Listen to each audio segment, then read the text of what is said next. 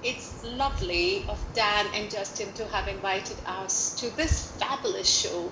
I'm Minku, a part of Art Mantram, and with me is Yumna Hari Singh, founder, trustee of Art Mantram and curator of the Glasshouse Festival.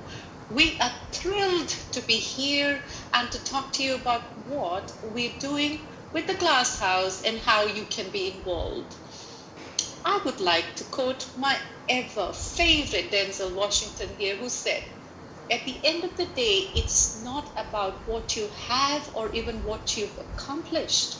It's about what you've done with those accomplishments. It's about who you've lifted up, who you've made better. It's about what you've given back. How wonderful a thought is that?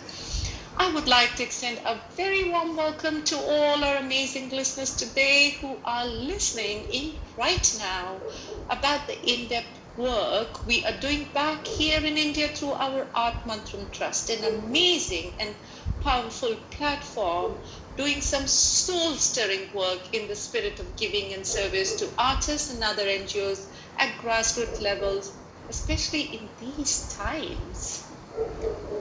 Absolutely, Minku.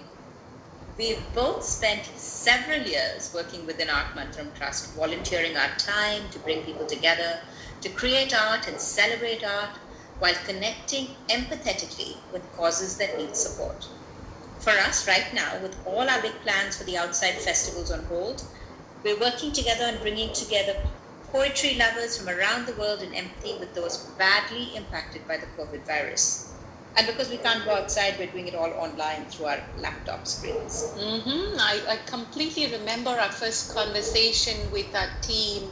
And what was that? Just around the onset of the first lockdown that we experienced in India, wasn't it, Yumna? Families were cut off geographically from each other, and we all hunkered down in our own places, socially distant. And it meant that solace had to come from reaching out through the cold but vital comfort of just screens to embrace each other emotionally, socially, and psychologically. And what I was feeling is that despite the increasing number of opportunities to better oneself through options of wonderful online courses or luxuriating fantastic culturing offerings, we still felt the lack of coming together as a whole fraternity. That's right, Minku. We were all stuck like hothouse flowers inside our little glass houses, safe and sound. And outside, you could see those with little or no social security left struggling to survive. The Glasshouse Festival poetry from around the world was conceived to sort of harness the potential. The dates proposed are the 23rd to the 26th of July, with all sessions held online. And we've been very lucky to have poets who have agreed to participate from around the world, alongside academics, writers, and musicians, all participating from their homes. Very often, people have been asking, why are we doing this now? Why are we doing it during lockdown? Why don't we wait until it's over? And the reason is it's really a response to this physical isolation we're all experiencing, the suffering that we're seeing. And Art Mantram Trust wanted to reach out and create a gathering of poets and those who love poetry coming together like this to provide a community of solace and beauty and understanding, while also raising funds and empathy towards those who've been hardest hit by the current difficulties and whose suffering goes unabated. So we really harkened back to the immersive intensity of traditional brick and mortar festivals. So the program includes recitative poetry, performance slam poetry, close readings of poems, poems in translation, regional language poetry, poems of protest, resistance, and empowerment, which is so relevant today, poems on the environment, panel discussions, workshops, performances, allied arts. But the overall essence of the festival was conceived in the depth of coming together while trying to instill cohesiveness and support.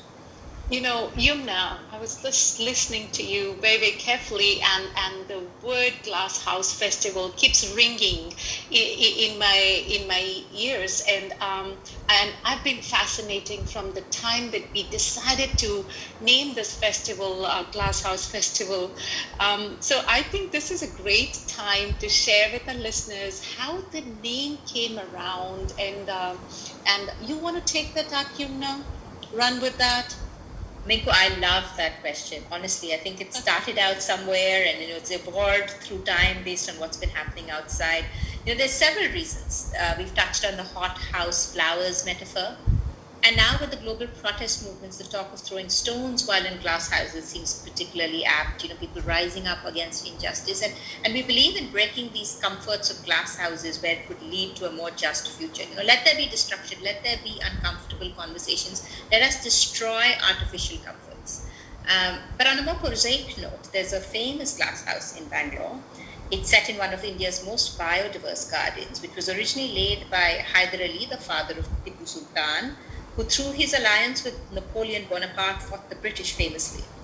And the garden was then expanded under British colonialism and then further expanded under Indian free rule, and boasts among many other things a fossilized tree, a 3,000 million old rock hill, and on that particular gneiss is one of the first watchtowers of Bangalore. So really the symbolism lends itself to the festival. I exactly know, Yumna, the landmark that you're talking about. In fact, it is so beautiful, and I mostly take my visitors there. The other thing I'm really excited about is the comprehensive anthology that covers the last 300 years of Native Nations poetry, the Northern Anthology, coming out in November. And I know that you and I are so excited about a lot of things, and you and I could just sit here and talk a whole day, because that's the kind of pride we're taking. But really, at this point, would you concisely share with our listeners what else are you excited about, Yumna? I like how you spell out that I need to be concise, and how you already recognize that I'm excited about a lot of things. Of course. But in view of trying to illuminate some of the best bits, you're absolutely right.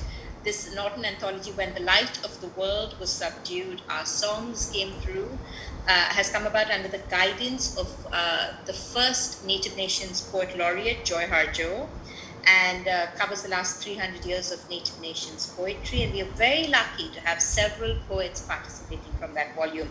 In fact, Jennifer Forrester, the associate editor on that volume, is helping moderate the panel.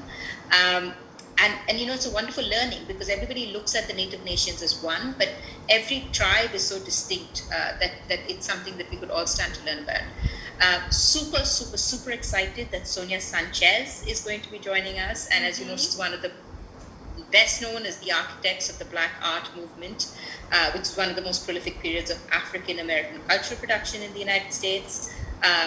She and her co-author John Bracey are going to be talking to us about the Black Arts movement, probably drawing on their anthology SOS, calling all Black people, and covering famous Black curators during that period. So amazing.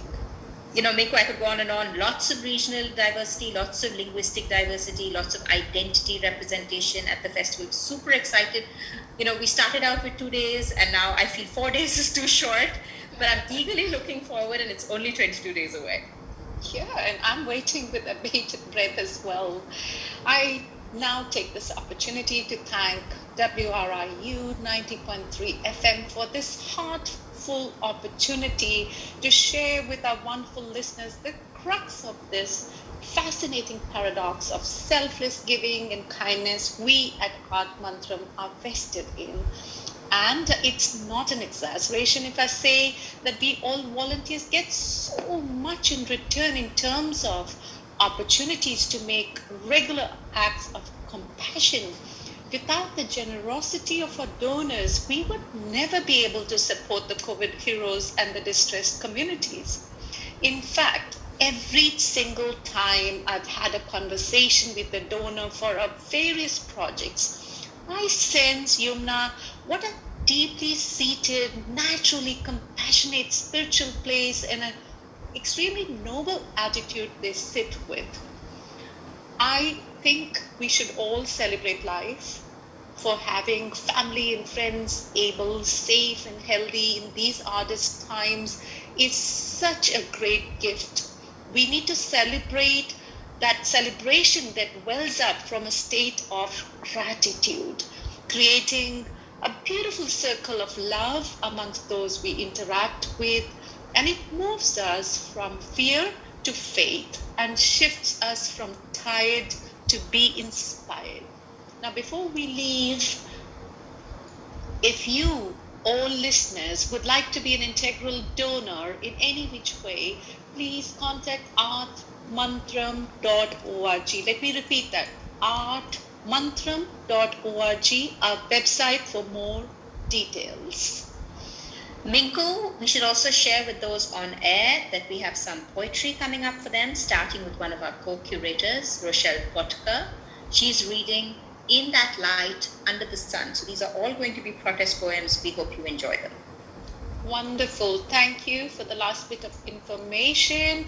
I'm excited. So once again, to all our listeners out there, we hope to have you joining us 23rd to the 26th of July. This is Minku Buttar and Yumna Hari Singh signing off. Bye and stay safe.